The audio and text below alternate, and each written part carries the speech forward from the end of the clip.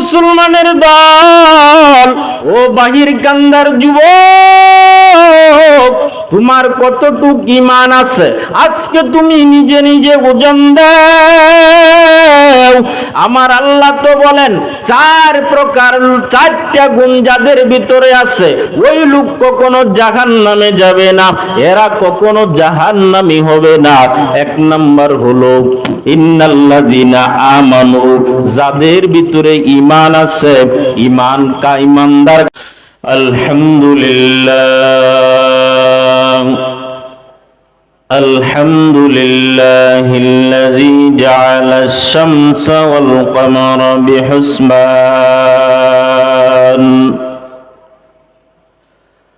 One Nazma wash শাজারা ইয়াসজুদান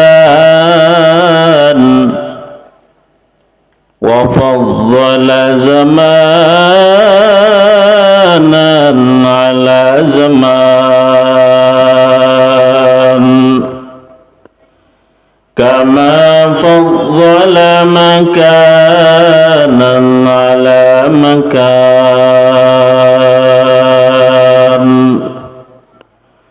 ওয়া ইনসানান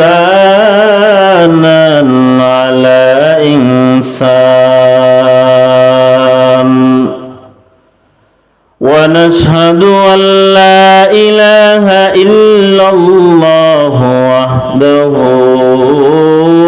لا شريك له لا ضد له ولا ند له ولا مثل له.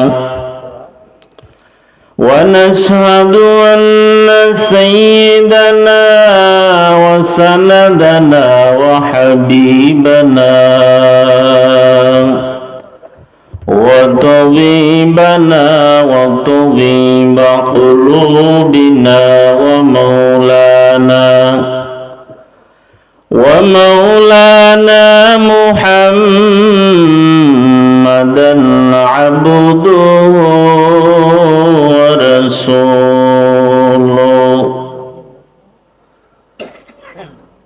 وبعد فأعوذ بالله من الشيطان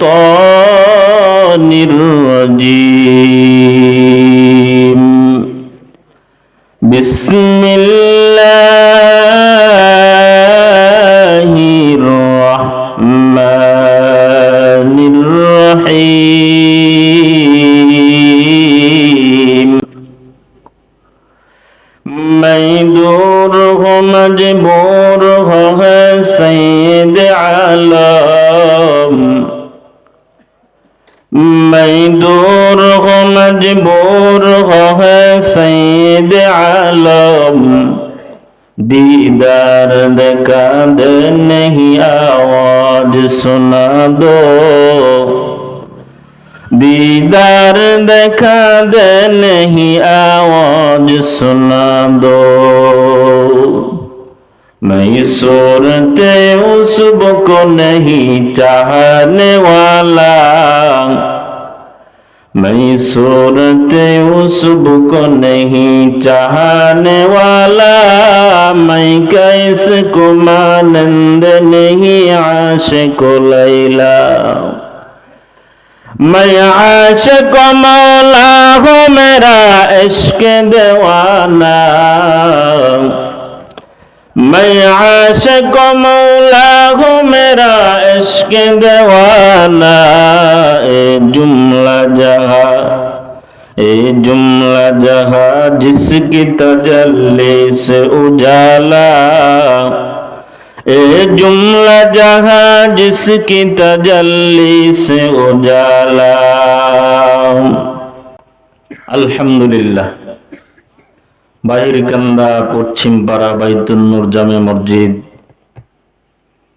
তারাকান্দা মোমেন শাহের উদ্যোগে ইসলামী মহাসম্মেলনের সম্মানিত সভাপতি উস্তাদুল আসাজাদা হযরত মাওলানা এমদাদুল হক সাহেব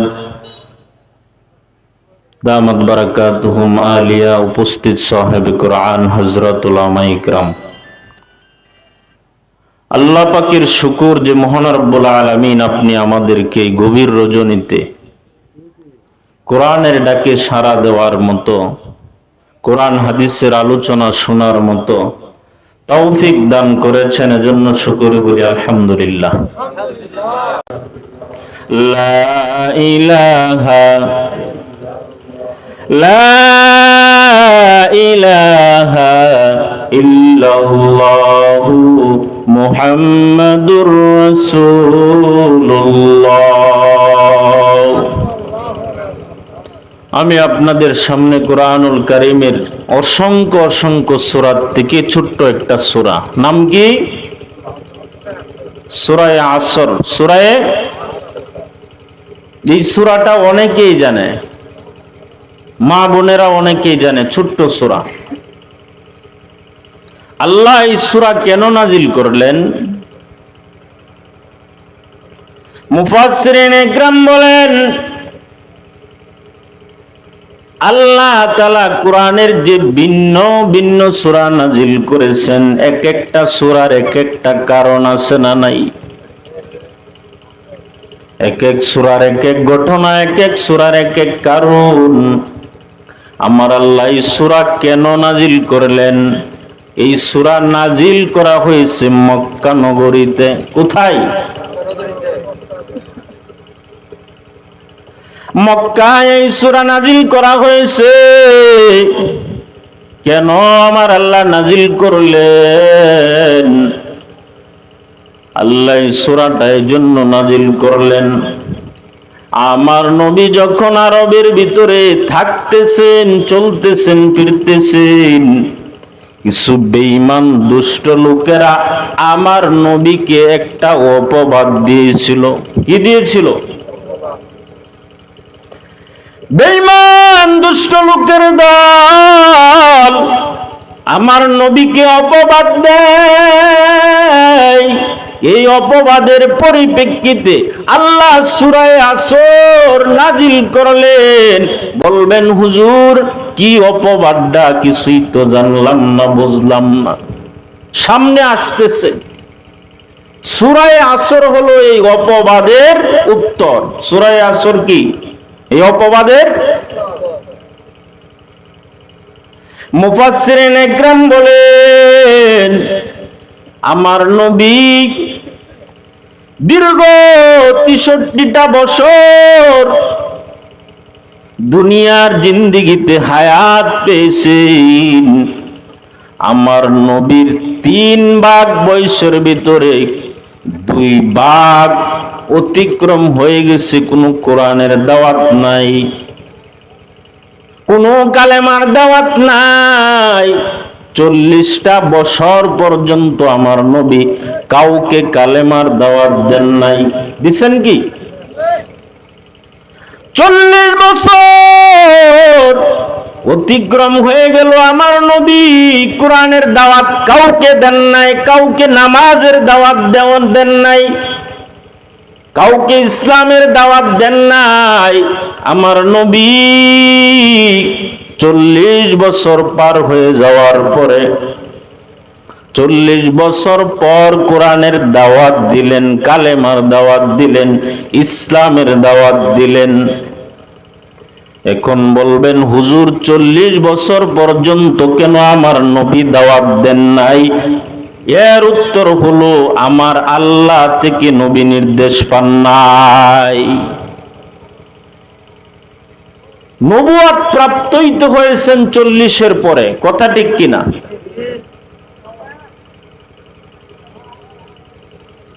তাহলে আমার নবী কালেমার দাওয়াত দেন নাই ৪০ বছর পর্যন্ত।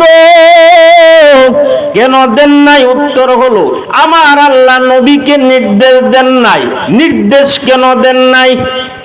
আমার আল্লাহ আগের থেকেই জানেন, আমি যদি নবীকে হঠাৎ করে কালেমার দাওয়াত দিতে বলি, এই জাতি কখনো মেনে নিবে না। কেন মানবে না? মনে করেন এই বাহির কান্দা গ্রামের ভিতরে আপনাদের সাথে উঠা বসা করে, আপনাদের সাথেই সমাজে বসবাস করে, হঠাৎ করে যদি পীর দাবি করে কেউ কি মানবেন? কথা বলেন না, মানবেন কেউ? আর যদি মাদ্রাসায় পড়িয়া কোরআন হাদিসের জ্ঞান অর্জন করিয়া নিজে সহিভাবে চলিয়া নিজের পরিবারকে সহি বানাইয়া যদি নামাজের দাওয়াত দেয়, এই কথাটা কেউ না মানতে রাজি হবে না। কথা ঠিক নেই? আমার আল্লাহ বলেন, ও বেঈমানের দল, আমি আল্লাহ আগের থেকেই জানি তোরা যে মানবি না, এজন্য তোদের সাথে আমার নবীকে 40টা বছর আমি তোদের সাথে আমার নবীকে উঠা বসা করার সুযোগ করে দিয়েছি। ওই আরবের বেঈমানেরা আমার নবীকে আল আমিন বলে উপাধি দিয়েছে। কথা ঠিক নেই? আরবের বড় বড় লিডার আমার নবীর কাছে ডলার টাকা রাখতেন, আমার নবীর কাছে তাদের অর্জিত সম্পদ রাখতেন। আমার নবী ওই টাকার থেকে একটা টাকাও আমানতের খেয়ানত করেন নাই। যখন বেঈমানেরা দেখলো মুহাম্মদের মতো ভালো মানুষ কেউ নাই, তারা উপাধি দেয় আজ থেকে মুহাম্মদ আল আমিন। জোরে বলেন সুবহানাল্লাহ। আমার আল্লাহ বলেন, ও দুনিয়ার মানুষ, নবীর 40টা বছর নীরব ভাষা বলে দেয় নবীকে আমি নবুয়তের দায়িত্ব কেন দিলাম। এই কথার জবাবটা নবী কেমনে হইল, কিভাবে হইল, এই কথার জবাব 40টা বছর বেঈমানদের সাথে উঠা বসা করার কারণ। জুড়ে বলেন আল্লাহু আকবার। আমার নবীর নবুয়তের দায়িত্ব গ্রহণ করলেন। কিভাবে গ্রহণ করলেন? নবুয়ত কিভাবে হইল? বলে আমার নবী নবুয়তের একমাত্র আলামত, আমার নবী দুনিয়াতে যেদিন দুনিয়াতে আসলেন, আমার নবী আল্লাহর দরবারে শুকরিয়া আদায় করে দোয়া করলেন। জুড়ে বলেন আল্লাহু আকবার। পৃথিবীর ইতিহাসে মায়ের গর্ভ থেকে ভূমিষ্ঠ হইয়াই কি কেউ শুকর আদায় করে? কিন্তু আমার নবী করে দেখাইলেন। এর মানে এই পৃথিবীতে না, আজীবনেও কোনো বাচ্চা মায়ের গর্ভ থেকে আসিয়া শুকরিয়া তান দোয়া করবে না। আমার নবীর নবুয়তের দলিল, আমার নবী মায়ের কুলে থাকা অবস্থায়, যখন আমার নবী মায়ের কুলে, তখন থেকে নিয়ে আমার নবী কোনোদিন উলঙ্গ হন নাই। জোরে বলেন আল্লাহু আকবার। আমার নবীর নবুয়তের আলামত, আমার নবী রাস্তা দিয়া যায়, জঙ্গলার হিংস্র প্রাণীরা নবীকে সালাম দেয়। সাহাবারা বলে, ও নবী, কাউকে তো দেখতেছি না, কে যেন বারবার সালাম দেয়। নবী বললেন, ও সাহাবায়ে কিরাম, জানো আমি নবীর আগমন হবে, এই পাথরগুলো আগের থেকেই জানে। ওই পাথর আমার নবীকে চিনেছে, জঙ্গলার হিংস্র প্রাণীরা আমার নবীকে চিনেছে। ওই পাথর পর্যন্ত আমার নবীকে সালাম দিয়েছেন। জুড়ে বলেন আল্লাহু আকবার। আমার নবীর নবুয়তের আলামত হলো, আমার নবী রাস্তা দিয়ে যায়, বিশাল রৌদ্র, সূর্য নবীকে তাপ দেয়। আমার আল্লাহ বলে, না না, মেঘের খণ্ডকে আদেশ দেয়, ও মেঘের খণ্ড, আমার নবীর শরীরে যেন সূর্যের তাপ না লাগে। আমার নবীকে ওই মেঘের খণ্ড ছায়া দেয়। আমার নবীর নবুয়তের আলামত, আমার নবী এমন একজন নবী যে নবীর শরীরে মশা মাছি বসা হারাম। জুড়ে বলেন আল্লাহু আকবার। যদি এইভাবে নবীর এক একটা আলামতের কথা বলতে থাকি, অনেক সময় লাগবে রে বাবা, আসল উদ্দেশ্য হারিয়ে ফেলবো। এই জন্য আব্বাজানের দল, আমার আল্লাহ আমার নবীকে কি দিলেন? আল্লাহ সূরা আসরের ভিতরে বলে দিয়েছেন, ওই বেঈমানেরা আমার নবীকে কি অপবাদ দিয়েছিল। 40 বছর পর্যন্ত আমার নবীকে আল্লাহ 40 বছরের আগে কোরআনের দায়িত্ব দেন নাই, দাওয়াতের দেওয়ার নির্দেশ দেন নাই। কেন?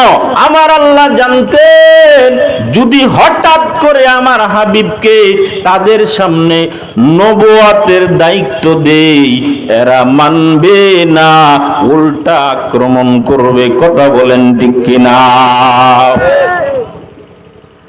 40 বছর পর আমার নবীকে আল্লাহ কোরআনের দাওয়াত দেওয়ার জন্য নির্দেশ দিলেন। কালেমার দাওয়াত দিতে শুরু করলেন। আমার নবী যখন কালেমার দাওয়াত দেয়, মক্কার বেঈমানেরা, আবু জেহেল, উতবা, সাইবা, আবু মুগিরার দলেরা আমার নবীকে বলে, মুহাম্মদ ক্ষতির ভিতরে রয়েছে। জোরে বলেন নাউজুবিল্লাহ। আমার আল্লাহ ইচ্ছা করলে সরাসরি জবাবটা দিয়ে দিতে পারতেন। আল্লাহ যদি বলতেন মুহাম্মদ ক্ষতির ভিতরে না, বরং তোরা ক্ষতির ভিতরে, এটা বললে কি কোনো দূর ছিল? কিন্তু আমার আল্লাহ ডাইরেক্ট বলে নাই। আমার আল্লাহ একটা স্কেল দিয়ে দিলেন, সেই স্কেলটার নাম হলো সূরা আসর। জুড়ে বলেন আল্লাহু আকবার। আল্লাহ সূরা আসর নাজিল করে জানায়া দেন, ওয়াল আসর, সময়ের শপথ, ইন্নাল ইনসানা লাফি খুসর, সমস্ত মানুষেরা ক্ষতির ভিতরে রয়েছে, ইল্লাল্লাযীনা আমানু ওয়া আমিলুস সলিহাতি ওয়া তাওয়াসাউ বিল হাক্কি ওয়া তাওয়াসাউ বিস সবর। জোরে বলেন আল্লাহু আকবার। আমার আল্লাহ এই জায়গায় কসম খেয়েছেন, সময়ের কসম। সময়টা বড় দামি সম্পদ, ওই দামি জিনিসের কসম খেয়েছেন আমার আল্লাহ। সময়টা কেমন দামি? ও ভাই, আপনি যদি ব্যবসা করতে যান, সময়ের দরকার আছে না নাই? যদি নামাজ পড়তে যান, সময়ের দরকার। চুরি করতে গেলেও সময়ের দরকার, ডাকাতি করতে গেলেও সময়ের দরকার। যেই জায়গায় যাবেন না কেন, সময় ছাড়া কোনো কাজ হবে? ও বান্দা, ইচ্ছা করলে সময়টা ভালো কাজেও ব্যবহার করতে পারো। ও বান্দা, ইচ্ছা করলে সময়টা খারাপ কাজেও ব্যবহার করতে পারো। আল্লাহ ওই গুরুত্বপূর্ণ জিনিস সময়ের কসমকে বললেন, ওয়াল আসর, সময়ের শপথ। কি সময়টা কি জিনিস? বলে সময়টা বড় মূল্যবান। সময় ছাড়া মানুষ মুমিন হতে পারে না। পারে কি? সময় ছাড়া মানুষ পরহেজগার হতে পারে না। সময়টা এত মূল্যায়ন রে বাবা। ওই সময়টা কেমন দামি! মনে করেন আপনি ব্যবসা করবেন, ওই ব্যবসার ভিতরে সময়টা বড় দামি একটা সম্পদ। ব্যবসার ভিতরে আপনার অর্থ কম, অথচ মুনাফা বেশি। যদি এমন হয় তাহলে ওই ব্যবসায় লাভবান। কথা ঠিক নেই? আর যদি মনে করেন আমার অর্থ বেশি কিন্তু মুনাফা কম আসতেছে, আমার আল্লাহ বলেন ওই ব্যবসার মাঝে তোমার ক্ষতি হওয়ার সম্ভাবনা আছে না নাই? এজন্য বাবা, এই সময়টাকে কাজে লাগাও। আল্লাহ সময়ের কসম খায়া বলেন, ইন্নাল ইনসানা লাফি খুসর, সমস্ত মানুষ ক্ষতির ভিতরে রয়েছে, ইল্লাল্লাযীনা আমানু, হরফে ইসতিসনা করিয়া আমার আল্লাহ বলেন চার প্রকার ব্যতীত, 4 দল লোক ব্যতীত সমস্ত মানুষ ক্ষতির ভিতরে। 1 নাম্বার হলো আমলে সালেহ, যারা ঈমান এনেছে, নেক আমল করেছে। 2-3 নাম্বার হলো ঈমান আনলো, নেক আমল করলো। 3 নম্বরে দাওয়াত দিল, সত্যের দাওয়াত দিল।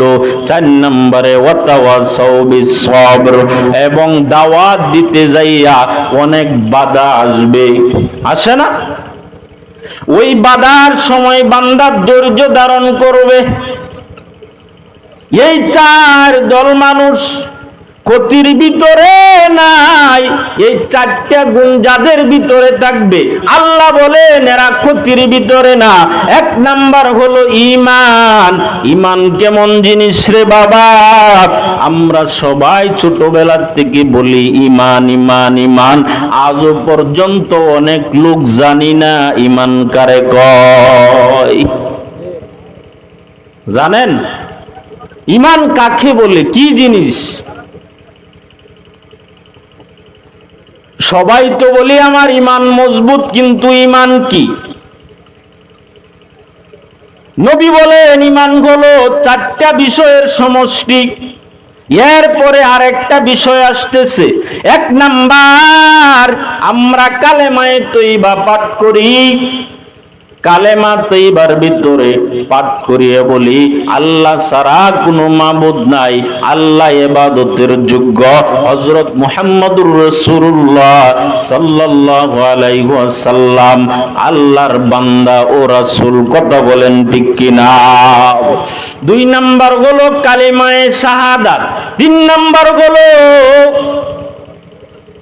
ঈমানে মুজমাল। 4 নাম্বার হলো ঈমানে মুফাসসাল। বলে ঈমান কালেমায়ে তয়্যিবা, কালেমায়ে শাহাদাত, ঈমানে মুজমাল। বলে এই 3টা কি? এই 3টার ভিতরে কি ঈমান নাই? বলে ঈমান আছে, তবে এই 3টার থেকে 4 নম্বরে হলো ঈমানে মুফাসসাল। ঈমানে মুফাসসালের ভিতরে 6টা প্রকার আছে। এই 6 জিনিস যে মানবে, বুঝে নিবেন আপনার ঈমান আছে। কথা বলেন ঠিক কিনা? যার ভিতরে 6 প্রকার থাকবে সেই হলো ঈমানদার। কোনো সন্দেহ আছে? তাহলে আমরা যেহেতু মুসলমান, আমরা স্বীকৃতি দিয়েছি আমাদের রব হলেন আল্লাহ, আমরা স্বীকৃতি দিয়েছি আমাদের শেষ নবী হলেন মুহাম্মদুর রাসূলুল্লাহ সাল্লাল্লাহু আলাইহি ওয়াসাল্লাম। এই স্বীকৃতি যেহেতু আমরা দিয়ে দিলাম, তাহলে এর মাঝে কোনো সন্দেহ নাই আমরাই প্রকৃতপক্ষে ঈমানদার। কথা বলেন ঠিক কিনা? ও মুমিন মুসলমানের দল, ও বাহির কান্দার যুবক, তোমার কতটুক ঈমান আছে আজকে তুমি নিজে নিজে ওজন দাও। আমার আল্লাহ তো বলেন 4 প্রকার 4টা গুণ যাদের ভিতরে আছে, ওই লোক কখনো জাহান্নামে যাবে না, এরা কখনো জাহান্নামী হবে না। 1 নাম্বার হলো ইন্নাল্লাযীনা আমানু, যাদের ভিতরে ঈমান আছে। ঈমানদার কাকে বলা হয়? ঈমানে মুফাসসালের উপর যে আমল করলো, বুঝে নিবেন সে ঈমানদার। ঈমানে মুফাসসাল যদি বলি, ও মুসলমান, ইংলিশ মিডিয়া পাস করেছ, বিভিন্ন বড় বড় ডিগ্রি অর্জন করেছ, তুমি 5টা কালেমা বলো তো। বলে হুজুর আমি কালেমা তয়্যিবা ছাড়া আর একটা কালিমাও জানি না। ওরে কপাল পোড়া যুবক, তোর মতো কপাল পোড়া এই জমিনে আর কেউ নাই। কথা বলেন ঠিক কিনা? আজকে কত যুবক এই মাইকের আওয়াজ শুনিয়াও দোকানপাটে আড্ডায় ব্যস্ত। হঠাৎ করে যদি রাত্র 12টার পরে যদি ঘুমায়া যাও, আর যদি হঠাৎ করে আজরাইল এসে দরজায় ধাক্কা দেয়, আর আব্দুর রহিম যদি দুনিয়া থেকে বিদায় হয়ে যায়, ও বাবা ওই সময় আমার আল্লাহর সামনে কি জবাব দিবা? ও যুবক, তোর কি একবার কবরের ভয় নাই? তোর মনে কি একটু মায়া লাগে না রে যুবক? এই বাহির কান্দা মসজিদের উদ্যোগে আজকের মাহফিল, আগামী কালকে কি এখানে মাহফিল হবে? কথা বলেন। আরো 1 বছর পরে হতেও পারে, নাও হতে পারে। গত মাহফিলে যারা এই দুনিয়াতে ছিল আজকে তারা আছেন কি? অনেকেই দুনিয়ার থেকে বিদায়। এজন্য যুবকের দল, তোদের পায়ে হাত ধরে বলি, আলোচনা তো আর অল্প হবে, কিন্তু শেষ মোনাজাতটা নিয়ে যদি ও বাবা ঘরে তুমি চলে যাও, আজরাইলে সেও যদি তোমাকে ধাক্কা দেয়, ওই সময় কবরে যায় বলবা, হায় আল্লাহ, আমি তো ওই বাহির কান্দা মসজিদের উদ্যোগে ওই মাহফিলে গিয়েছিলাম, উলামায়ে কেরামের চেহারা দেখেছিলাম। আমার আল্লাহ বলবেন, ও ফেরেশতার দল, ওই বান্দার কোনো হিসাব লাগবে না। আমার নবীর ওয়ারিসদের খাতিরে তাকে জান্নাতি বানায় দিলাম। জোরে বলেন আল্লাহু আকবার। ও মুমিন মুসলমানের দল, ও বাহির কান্দার যুবক ভাইয়েরা, কোন সময় জানি তোমার কবরের ডাক এসে যায় রে বাবা। এখনো সময় আছে, তুমি একটু মোলাকাত করে যাও, একটু সাক্ষাৎ করে যাও, ওই মসজিদের দিকে একটু মায়াটা লাগায়া দাও। আল্লাহর বান্দা কোন সময় জানি কার কথার দ্বারা হেদায়েত হয়ে যায়। আমার নবীকেও তো আমার আল্লাহ ওই কালেমার দাওয়াত দিয়া পাঠাইছেন, কথা ঠিক নেই? কালেমার দাওয়াত দিয়া পাঠাইয়া গোটা আরব, যে আরবের ভিতরে বড় বড় বেঈমান, বড় বড় বদমাইশ ছিল, তাদের কাছে দাওয়াত নিয়ে গেছেন আমার নবী। কিন্তু আমার নবীকে কত অপমান করেছে। আমার নবী তায়েফের ময়দানে দান দান শহীদ করেছে, আমার নবী উহুদের ময়দানে দান দান শহীদ করেছে। তায়েফের ময়দানে নবী শরীর মুবারক থেকে রক্ত ঝরাইল। আমার নবী তাবুকের যুদ্ধে সাহাবাদেরকে নিয়ে শরীক হয়েছেন রে বাবা। নবীর জীবনে খন্দকের যুদ্ধ গেল, কত যুদ্ধ যে নবী বেঈমানদের সাথে করলেন। নবী বলেন, কিসের জন্য করেছি জানো? আমার নিজের জন্য না, হাসান হুসাইনের জন্য না, ফাতেমার জন্য না, আমার কলিজার টুকরা বিবি খাদিজাতুল কুবরার জন্য না। একমাত্র ওই যুদ্ধগুলি আমার বেঈমানদের সাথে হয়েছে, এর একমাত্র কারণ এই সারা বিশ্বের ভিতরে যেন আমার প্রত্যেকটা উম্মতের মাঝে যেন কালেমার দাওয়াত ওপেন প্রবেশ করে। জোরে বলেন আল্লাহু আকবার। ও মুমিন মুসলমানের দল, আজও পর্যন্ত সেই কালেমার দাওয়াত চলতেছে। আমার নবী দুনিয়ার থেকে বিদায়, আমার নবীর পরে সাহাবায়ে কেরাম কালেমার দাওয়াত শুরু করেছেন।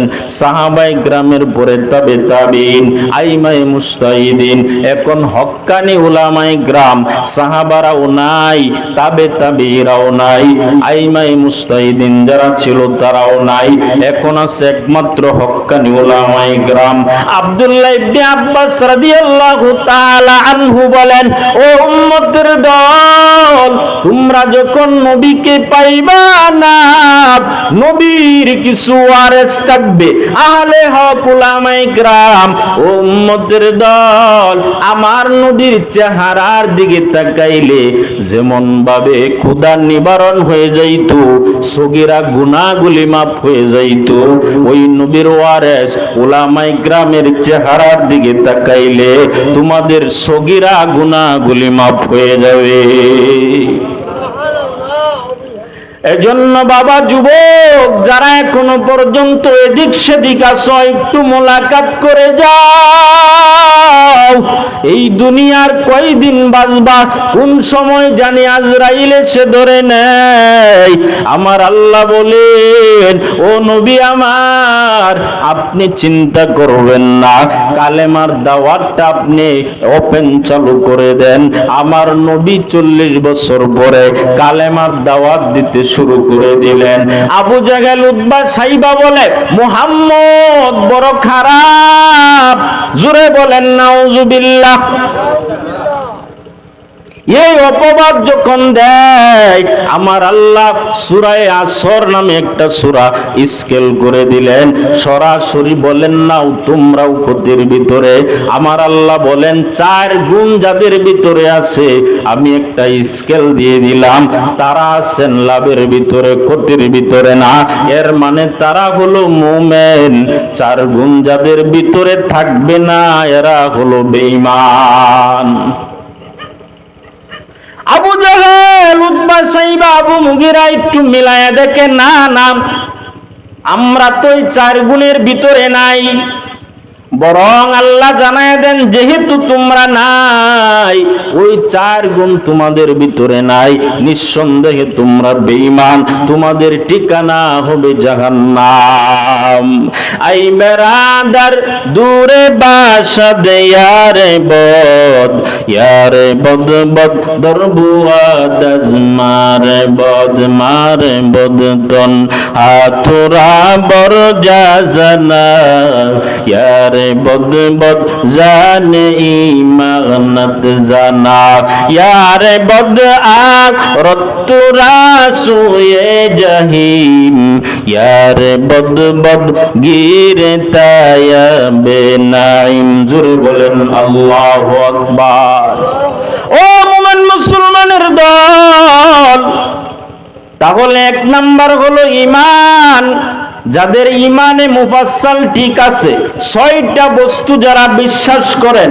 1 নাম্বার হলো আমানতু বিল্লাহ ওয়া মালাইকাতিহি ওয়া কুতুবিহি ওয়া রুসুলিহি ওয়াল ইয়াউমিল আখিরি ওয়াল কদরি খাইরি ওয়া শাররিহি মিনাল্লাহি তাআলা ওয়াল বা'স বা'দাল মাউত। এই 6টা যাদের ভিতরে আছে আমার নবী স্বীকৃতি দেয় এরাই হলো ইমানদার। জোরে বলেন আল্লাহু আকবার। ঈমান আনার পরে হলো নেক আমল। ঈমান আনছেন, এখন ঈমান আনার পর থেকে আপনার উপর নামাজ ফরজ, কথা ঠিক নেই। একটা মানুষ 60 বছর পর্যন্ত মূর্তি পূজা করতে ধরে নেন, কিন্তু হঠাৎ করে হুজুরের কাছে কালেমা পড়ে মুসলমান হয়ে গেল, ইমানের স্বীকৃতি পেয়ে গেল। যখন থেকে পাইল এই সময় যদি জোহরের আজান হয় তখন থেকেই নামাজ পড়া ফরজ। ইমানের পরে আমার আল্লাহ বলেন নামাজ। এতক্ষণ তো আলোচনা হয়েছে নামাজের। নামাজ মানে আমলে চলে। আমলে সোয়ালে বলতে বিশাল একটা কথার নাম। আমলে সোয়ালে বলতে আপনার জীবনে যত ভালো ভালো কাজ করবেন সব হলো নেক আমল, খারাপ কাজগুলি হলো বদ আমল। নেক আমল কোনগুলি? শুধু নামাজ, রোজা, হজ, যাকাত, এইগুলি বুঝি ইবাদত, এইগুলি ইবাদত। আমার নবী বলেন না না, উম্মতের দল, শুধু নামাজ, রোজা, হজ, যাকাত এইগুলি তো ইবাদত না, এর পরেও কিছু দায়িত্ব আছে না নাই? মানুষের জন্ম থেকে নিয়া মৃত্যু পর্যন্ত ইবাদতের সময়। কেমনে ইবাদতের সময়? একটু সংক্ষেপে বোঝাই রে বাবা। একটা মুসলমানের ঘরে যদি একটা শিশু সন্তান জন্ম নেয়, ওই সময় তার ডান কাজে আজান, বাম কানে ইকামত দেওয়া হয় কিনা? মুফাসসিরিন ইকরাম বলেন জন্ম থেকে নিয়ে মৃত্যু পর্যন্ত মুসলমান নরনারীর জন্য ইবাদত। তবে এই ইবাদতটা নবীর তরিকায় হতে হবে। কিসের তরিকায়? নবী যেভাবে ইবাদত করতে বলেছেন, নবী যেইভাবে ইবাদতের নির্দেশ দিয়েছেন, নবীর তরিকা অনুযায়ী হইলে ইবাদত। নবীর তরিকার বাহিরে গেলে হলো শয়তানি, কথা বলেন ঠিক কিনা? নবীর তরিকার বাহিরে গেলে শয়তানি ছাড়া আর কোনো কিছুই না। কেমনে ইবাদত? একটা শিশুর জন্ম নিলে তার 7 দিন পরে একটা ভালো নাম রাখা। আমরা তো ভালো নাম রাখতে জানি না। সালমান শাহ, সাকিব খান বিভিন্ন প্রকারের ওই হ্যাডাম ম্যাডামের নাম রাখি, কথা বলেন ঠিক কিনা? অথচ একটা মানুষ হাদিসে আসছে নামের গুণেও জান্নাতি হয়ে যাবে। জোরে বলেন আল্লাহু আকবার। আমার আল্লাহ হাসরের ময়দানে ডাকবেন, ও আবু বকর কই, উমর কই, উসমান কই, ফাতেমা কোথায়, খাদিজাতুল কুবরা কই? ওই যে 8টা জান্নাতের দরজা খোলা, যে কোনো দরজা দিয়া প্রবেশ করো। ওই সময় হাসরের ময়দানে সব আবু বকর দাঁড়ায় যাবে একজনের নাম শুনিয়া। আল্লাহ তাআলা ফেরেশতাদেরকে বলবেন, ও ফেরেশতার দল, আমি তো আমার আবু বকরকে ডেকেছি, ওরা কেন দাঁড়াইলো? বলে আল্লাহ কিছুই তো জানি না। আমার আল্লাহ বলেন, ও ফেরেশতার দল, ওরাও যেহেতু দাঁড়াইছে, আমি আল্লাহর তো রহমতের ভান্ডারের অভাব নাই, আমি আল্লাহর মাগফিরাতের অভাব নাই, আমি আল্লাহ অপরসীম, আমি আল্লাহ ওই আবু বকরের নামের বিনিময়ে দুনিয়ার সব আবু বকরকে জান্নাত দিয়ে দিলাম। তাহলে নামের গুণেও জান্নাতি, কথা বলেন ঠিক কিনা? 7 দিন পরে ভালো একটা নাম রাখো, এর পরে সন্তানের আকিকা করো। নবী বলেন, সন্তানের ছেলে মেয়ের আকিকা করলে সন্তানের বিভিন্ন বালা মুসিবত কাটা যায়। কি করে? বিভিন্ন মুসিবত থেকে আল্লাহ হেফাজত করেন। আমরা ওই সন্তানের আকিকা করি না এই বছর না এই বছর, এমন করতে করতে কুরবানি ঈদে দেই, কথা বলেন ঠিক কিনা? অথচ নবীর সুন্নাহ ছিল 7 দিন পরে নাম রাখা, এর পরে আকিকা করা, কথা ঠিক নেই? এটা ছিল উত্তম কাজ, আমরা করি না। এইগুলি কি ইবাদত না? শুধু নামাজ, রোজা, হজ, যাকাত, কালেমা বুঝি ইবাদত না? না, দুনিয়াতে জন্ম থেকে নিয়ে মৃত্যু পর্যন্ত সব হলো ইবাদত। তবে ইবাদত করতে হবে আমার নবীর তরিকায়। বেঈমানেরা তিরস্কার করে বলে, ও সালমান ফারসি রাদিয়াল্লাহু তাআলা আনহুকে বলে, ও সালমান, কাদ আল্লামাকুম নাবিয়ুকুম কুল্লা শাইইন হাত্তাল কিরাআহ। ও সালমান ফারসি, তোমাদের নবী কি এমন একজন নবী যে নবী তোমাদেরকে সব কিছুই শিক্ষা দেয়? কুল্লা শাইইন হাত্তাল কিরাআহ, এমন কি তোমাদেরকে বাথরুমের বিষয়টাও শিখায়। ও সব তো শিখাইলই, খানা দানা, বাথরুম, প্রস্রাব করা, এইগুলি কি নবীর শিক্ষা দেওয়ার দরকার ছিল? বেঈমানেরা কি কয়? তিরস্কার করে বলে, সালমান ফারসি বলে, ও বেঈমানের দল, আমাদের নবী শুধু আমাদেরকে বাথরুম করা শিখায় না, বাথরুমে কেমনে যাইব, যাওয়ার সময় কোন দোয়াটা পড়ব, আল্লাহুম্মা ইন্নী আউযু বিকা মিনাল খুবুসি ওয়াল খাবাইস। বাথরুমে যাওয়ার সময়, ইস্তেনজা দেওয়ার সময় এই দোয়াটা পড়বেন। আবার ইস্তেনজা থেকে বের হওয়ার সময় দোয়া, আল্লাহুম্মা আযহাবা আন্নিল আযা ওয়া আফানি। কথা বুঝছেন কিনা? করেন এই ইবাদতগুলা? মনে করেন মাহফিলে আসিয়া বিশাল লম্বা একটা ঘটনা কইলে অনেক বড় বক্তা, দরকার হলো এই কুটি কাটা আমল মানুষদেরকে শিক্ষা দেওয়া, কথা ঠিক নেই? এইগুলার বড় অভাব। ইউসুফ জুলেখার কিচ্ছা তো সবাই জানে, জানে কিনা? এজন্য বাবা ওই ইবাদত নবীর তরিকায় করতে হবে। সালমান ফারসি বলে, ইস্তেনজা ডুববা বের হইবা, ইস্তেনজাতে যাইয়া কয়টা ডিলা ব্যবহার করবা, কোন দিকে ফিরিয়া ইস্তেনজা করবা, এটাও আমার নবী শিক্ষা দিয়েছেন। জোরে বলেন আল্লাহু আকবার। দুনিয়ার সব কিছু আমার আল্লাহ আপনি আমার জন্য বানায় দিলেন। আসমান আমার গোলাম হয়ে আছে, সূর্য আমার গোলাম, চন্দ্র আমার গোলামি করে, বাতাস আমাদের গোলাম, কবর আমাদের গোলামি করে, মাটি আমাদের গোলামি করে।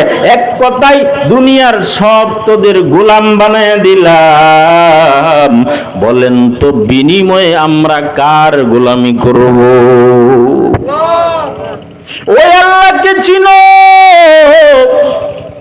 যে আল্লাহর গোলামি করবা ওই আল্লাহকে চিনা দরকার আছে না নাই? আল্লাহ বলেন, ওই বিশাল আসমান জমিন লৌহ কলম নিয়া, ও বান্দা একটু ফিকির কর, আমি আল্লাহকে সেটা তোমার জানার দরকার নাই, আমি আল্লাহকে তোমার দেখার দরকার নাই, আমি আল্লাহর কুদরতি মজা নেও, ওই জায়গার ভিতরেই আমি আল্লাহর পরিচয় পাওয়া যাইবা। জোরে বলেন আল্লাহু আকবার। আমার আল্লাহকে চিনো। এই বিশাল আসমান আমার আল্লাহ বানাইছেন কুটিবিহীন, চন্দ্র সূর্য বানাইছেন। ওরে আল্লাহর বান্দা, দুনিয়াতে তো গবেষক কম নাই, চন্দ্রের দেশে পর্যন্ত যায়। আমার নবী যে হাতের আঙ্গুলের দ্বারা চারটাকে ইশারা করে দুই খণ্ডিত করেছেন, ওইটাও বৈজ্ঞানিকেরা রিসার্চ করে করে বের করেছে। করিয়া তাকায়া দেখে আজও পর্যন্ত সেই ফাটলটা মুছে নাই। ওই চন্দ্রর দেশ থেকে আসিয়া লিম আর্মস্ট্রং মাইকেল কলেজ দেশে আসতে দেরি হয়, কালেমা পড়তে একটা সেকেন্ডও দেরি করে না। জোরে বলেন আল্লাহু আকবার। আমার আল্লাহর কুদরতটা কেমন? আল্লাহ কোরআনের ভিন্ন আয়াতে বলেন, খালাকাস সামাওয়াতি বিগাইরি আমাদিন তারাউনাহা ওয়া আলকা ফিল আরদি রাওয়াসিয়া আন তামিদা বিকুম। জোরে বলেন আল্লাহু আকবার। আল্লাহ বলেন, ও বান্দা তাকায় দেখ, আমি কুটিবিহীন আসমান বানাইলাম, ওয়া আলকা ফিল আরদি, এবং জমিন স্থাপিত করলাম। শুধু জমিন বানাই নাই, ওয়া আলকা ফিল আরদি, জমিনের মাঝে একটা বিশাল পাহাড় দিলাম। কি দিলাম? বিশাল পাহাড় বানায় দিলাম। ওই পাহাড়টা কেন দিয়েছি জানো? ওই যে আমরা বসবাস করতেছি জমিনের উপরে, এই জমিনের নিচে কিন্তু পানি, পৃথিবীর ভারসাম্য রক্ষা করার জন্য আমার আল্লাহ ওই পাহাড় দিয়া সেরাক মেরে দিয়েছেন। জোরে বলেন আল্লাহু আকবার। আল্লাহ মাঝে মাঝে ভূমিকম্প দিয়া বান্দাকে একটু চেক করেন, দেখ বান্দা যদি পাহাড় না থাকতো তাহলে কিন্তু জমিনটা মাটির সাথে মিশে যাইতো। কথা বলেন ঠিক নেই? রাওয়াসিয়া আন তামিদা বিকুম, পানিতে যেমন নৌকা চলে, নৌকার ভিতরে পানি ঢুকে গেলে একবার এদিক হেলে আরেকবার ওদিক হেলে, বেশি ঢেউ আসলেও বেজাল। আল্লাহ বলেন, এমন নৌকার মতো দুনিয়াটা, নিচে বিশাল সাগর, একবার এই দিকে ঝুলতো আরেকবার এই দিকে ঝুলতো। তোমাদেরকে সেই পানির ভারসাম্য থেকে রক্ষা করেছি কুদরতি ভাবে আমি আল্লাহ। জোরে বলেন আল্লাহু আকবার। কাদিরে কুদরত কুদারি বরকামাল, আনতা রব্বি আনতা হাসবি জুল জালাল, তুহি কাদের জলিলুল্লাহ জাহাদর, বহর হাল তুহি মেরা নিগাদার। জুড়ে বলেন আল্লাহু আকবার। ও নবীর উম্মতের দল, এজন্য দুনিয়ার সব আমাদের গোলাম বানায় দিলেন আমার আল্লাহ। আল্লাহ বলেন বিনিময়ে তোমরা আমার গোলামি করবে। ওয়াল্লাযী খালাকা লাকুম মা ফিল আরদি জামিআ, দুনিয়ার সব ও বান্দা তোদের কল্যাণের জন্য আমি বানাইলাম, বিনিময়ে তোরা আমার ইবাদত করবে। আল্লাহ কোরআনের ভিন্ন আয়াতে বলেন ওয়া মা খালাকতুল জিন্না ওয়াল ইনসা ইল্লা লিয়াবুদুন। মুফাসসিরিন ইকরাম বলেন আই লিয়ারিফুন, জোরে বলেন আল্লাহু আকবার। আল্লাহ বলেন বান্দা এতক্ষণ পরিচয় দিলাম, আসমান জমিন লৌহ কলম যা কিছু আছে সব কিছু দিয়ে আমার পরিচয় নিলি, এখন তো আর ইবাদত করা কোনো সন্দেহ নাই না? আছে? কি বলেন? ইবাদত করতে কোনো সন্দেহ আছে? ইবাদত করতে কোনো সন্দেহ নাই। আল্লাহকে দেখার দরকার নাই, আল্লাহ কেমন তাও দরকার নাই। দরকার হলো আল্লাহ যে বিশাল আসমান বানাইলেন তিনি কে, সূর্য যে বানাইলেন তিনি কে, চন্দ্র যে বানাইলেন তিনি কে, ওই আল্লাহর গোলামি করব। দুনিয়ার সব হলো বেঈমান, যিনি এই আসমান জমিন বানাইছেন তিনি হলেন আমার মালিক। জোরে বলেন আল্লাহু আকবার। মা খালাকুতুল জিন্না ওয়াল ইনসি জুজ ইবাদত নিকসে মাকসুদাত জাহা মা ইউরিদু মিনহুম মির রিজকি ওয়া মা ইউরিদু আন ইউতঈমুন। আল্লাহ বলেন ও বান্দা বান্দি আমি আল্লাহর ইবাদত করো, ইবাদতের জন্যই তোমাদেরকে বানাইছি, আমি তোমাদের কাছে কোনো রিজিক চাই না। ওমা উরিদু আন ইউতঈমুন, আমি চাই না যে বান্দা আমাকে তুই খাবার দিবে, একমাত্র আমি মুকাফিকি না কারো কাছে। বান্দা তোরা আমি আল্লাহর কাছে মুকাফিকি, তোরা একমাত্র আমি আল্লাহর ইবাদত করবে। ইবাদত করতে দেরি হবে, বিশাল জমিনের মালিক বানাইতে আমি আল্লাহ একটা সেকেন্ড দেরি করব না। এই দুনিয়া আপনি আমার জন্য বানাইছেন। নবী বলেন ফাইন্নাদ দুনিয়া খুলিকাত লাকুম ওয়া আনতুম খুলিকতুম লিল আখির। দুনিয়া আমাদের জন্য, আমরা দুনিয়ার জন্য না। কথা ঠিক নেই? দুনিয়া আমাদের জন্য, আমরা দুনিয়ার জন্য না, বরং আমরা হইলাম আখিরাতের জন্য। জোরে বলেন আল্লাহু আকবার। এজন্য আল্লাহ বলেন ইন্নাল্লাযীনা আমানু ওয়া আমিলুস সালিহাত ওয়া তাওয়াসাউ বিল হাক্কি ওয়া তাওয়াসাউ বিস সবর। ঈমান আনার পরে নামাজ আদায় করো, ঈমান আনার পরে ইবাদত করো, ঈমান আনার পরে আমি আল্লাহর পরিচয় নেও, আমি আল্লাহর পরিচয় নিয়ে দুজি ইবাদত করো। এই ইবাদতে বড় মজা। 3 নাম্বার হলো ওয়া তাওয়াসাউ বিল হাক্কি, হকের দাওয়াত দাও, হক চালু করে দাও। দিনের দাওয়াত, দাওয়াত তো তাবলীগের দাওয়াত, সেটাও তো দাওয়াত। সব জায়গায় দাওয়াতের ব্যবস্থা করো। বলে হুজুর ফজরের পরে দাওয়াত যাই দিতে যাইয়া কারো দরজায় টুকা দিলে মনটা বড় বেজার, ওই সময় বান্দার ধৈর্য ধর। এই মুরব্বি কই যান? বসেন বসেন, দোয়া হবে, বসেন 2 মিনিট বসেন, দোয়া হবে। এতক্ষণ বইছেন, এখন আবার চলে যাইতেছেন, এটা হইল কি কন? এটা কি হয়েছে? বসেন। ওরে আল্লাহর বান্দা, 3 নাম্বার হইল ওয়া তাওয়াসাউ বিল হাক্কি, সত্যের দাওয়াত দাও। ওয়া তাওয়াসাউ বিস সবর, দাওয়াত দিতে যাই এত বাধা আসবে, ওই সময় ধৈর্য ধারণ করো। ধৈর্যের ফল বড় মিষ্টি হয়। ধৈর্য ছাড়া কেউ আলেম হতে পারে নাই, ধৈর্য ছাড়া কেউ ইমামতি করতে পারবে না, ধৈর্য ছাড়া কেউ নামাজ আদায় করতে পারবে না। ও বাবা, আমরা জানি 5 বেলা ওযু করে নামাজ আদায় করা বড় কষ্টের কাজ। এই কষ্টের ভিতরেও ধৈর্য ধরতে হবে। ধৈর্য ধরলে আল্লাহ বলেন ধৈর্যকারীদের জন্য বিনা হিসাবে জান্নাত। ইন্নামা ইউওয়াফাস সাবিরুনা আজরাহুম বিগাইরি হিসাব।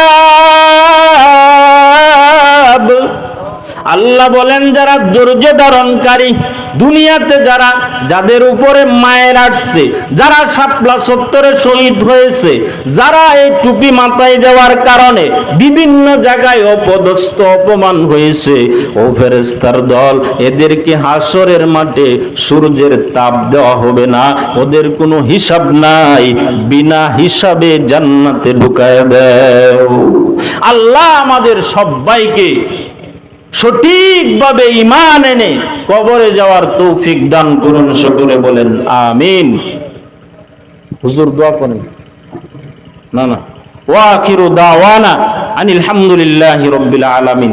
এখন আপনাদের কাছে আমার একটা আবদার, আমি নিজেও পকেটে হাত দিব, আপনারাও দিবেন, রাজি আছেন কিনা? কথা বলেন না কেন?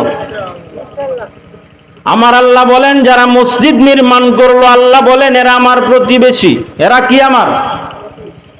যারা মসজিদ নির্মাণ আবাদ করলো, যারা মসজিদের সহযোগিতা করলো, আল্লাহ বলেন এরা আমার প্রতিবেশী। আর আমার প্রতিবেশীরা আমার জান্নাতে থাকবে, আমি এদেরকে জাহান্নাম দেব না। নবী বলেন ওই প্রতিবেশীরা ওই দিন হাসরের ময়দানে আমি নবীর হাতে হাউজে কাউসার পান করবে। জোরে বলেন আল্লাহু আকবার। এই মসজিদ সবচাইতে বড় উত্তম জায়গা। নবী বলেন আহাব্বুল বিলাদে ইলাল্লাহি মাসাজিদুহা ওয়া আকবাদুল বিলাদে ইলাল্লাহি আসওয়াকুহা। মসজিদ বড় ভালো জায়গা, শ্রেষ্ঠ জায়গা, আর বাজার হলো খারাপ জায়গা। এই শ্রেষ্ঠ জায়গায় ইবাদত করি। আমার ঘরটা এত সুন্দর, হুজুর টাইট ছাড়া ঘরে মজা লাগে না, ফ্রিজ ছাড়া ঘরে ভাল লাগে না, ফ্যান ছাড়া ঘরে ভাল লাগে না। আমার সন্তানদেরকে একটু সুখ দিতে চাই। আল্লাহ বলেন ও বান্দা বান্দি, এই দুনিয়ার ভিতরে আমার একটা শ্রেষ্ঠ জায়গা ছিল মসজিদ। ওই মসজিদের জন্য তুমি কি করছো? তোমার বাড়ি যদি এত সুন্দর হয়, মসজিদ কেন সুন্দর না? কথা বলেন ঠিক কিনা? এই মসজিদে ফ্লোরের ব্যবস্থা নাই, ওযু খানার ব্যবস্থা নাই, বিভিন্ন কাজ বাকি রয়ে গেছে, আছে না নাই? এই মসজিদের দিকে তাকাইলে দিলটাতে বড় মায়া লাগে। হায় আল্লাহ, আমি যদি টাকাওয়ালা হইতাম, আমি একাই এমন একটা মসজিদ করে দিতাম। কথা বলেন ঠিক কিনা? একা দেওয়ার দরকার নাই, 10 মিলে করি কাজ, হারি যেতে নাহিলাজ। এজন্য আপনাদের কাছে আমার একটা আবদার, সময় একবারে সংক্ষেপ। এই মুরব্বী, আপনার গামছাটা দিন একটু ওই যে বাইরে, যার পকেটে যা আছে, এই চাচা উঠবেন না, এই চাচা দোয়া করে তারপরে যান, দেন যার তৌফিকে যা গুলা। আল্লাহ তুমি কবুল করো, জিন্দা বুদা মাফ করো, নেক হায়াত দারাজ করো। আয় আল্লাহ, তোমার বান্দারা মনে বড় আশা নিয়ে তোমার ঘর মসজিদের জন্য প্রতিবেশী হতে চায়, আল্লাহ কবুল করে নাও। এই মসজিদের ইট বালু হাসরের ময়দানে বাবা সাক্ষী দিবে। আয় আল্লাহ, যারা আমাকে নির্মাণ করেছে এদেরকে যে পর্যন্ত তুমি আল্লাহ জান্নাত না দিবা, আমি মসজিদ ধ্বংস হব না। একটা লোক যেন বাকি না থাকি।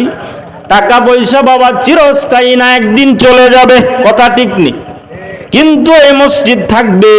এজন্য আপনাদের কাছে আমার আবদার, এই মসজিদের জন্য যে যা পারেন শরীক হয়ে যান। বাবারে, শেষ রাইতের দোয়া বড় উপকারী দোয়া।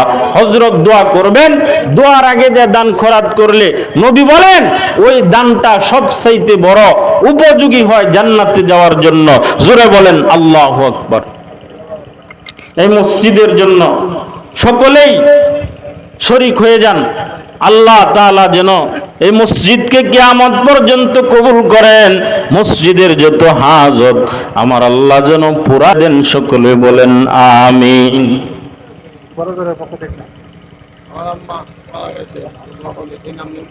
নারে তাকবীর। আয় আল্লাহ, আমাদের এই মাহফিলের যিনি সভাপতি সাহেব উস্তাদুল আসাজাদা, শায়েখ আমার বড় ভাই অনেক মহব্বত করেন। উনার মা কিছুদিন আগে দুনিয়া থেকে বিদায় হয়েছেন। উনার মার রূহের মাগফিরাতের জন্য 1000 টাকা মসজিদের জন্য দান করলেন। জোরে বলেন আমিন। হুজুর যেহেতু অনুমতি দিচ্ছেন, দোয়া হয়ে যাবে ইনশাল্লাহ। আরো যারা যারা দিবেন, রাস্তাঘাটে বাজারে আছেন, সকলে আমরা শরীক হয়ে যাই, দোয়ায় অংশগ্রহণ করি। সকলে দুরূদ শরীফ পড়ি। আল্লাহুম্মা সাল্লি আলা মুহাম্মাদ ওয়া আলা আলি মুহাম্মাদ কামা সাল্লাইতা আলা ইব্রাহিম ওয়া আলা আলি ইব্রাহিম ইন্নাকা হামিদুম মাজিদ।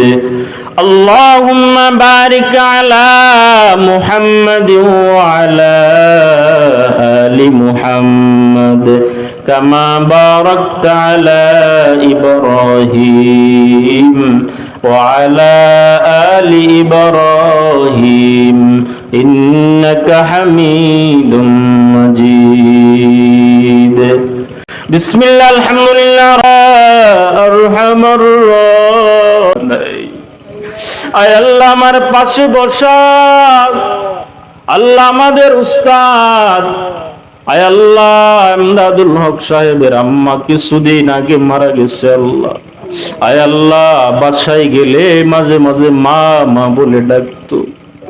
আল্লাহ এখন তো গভীর রাত্রিতে যাইয়াও মাকে ডাক দিতে পারে না। চিরদিনের জন্য মায়ের দরজা বন্ধ।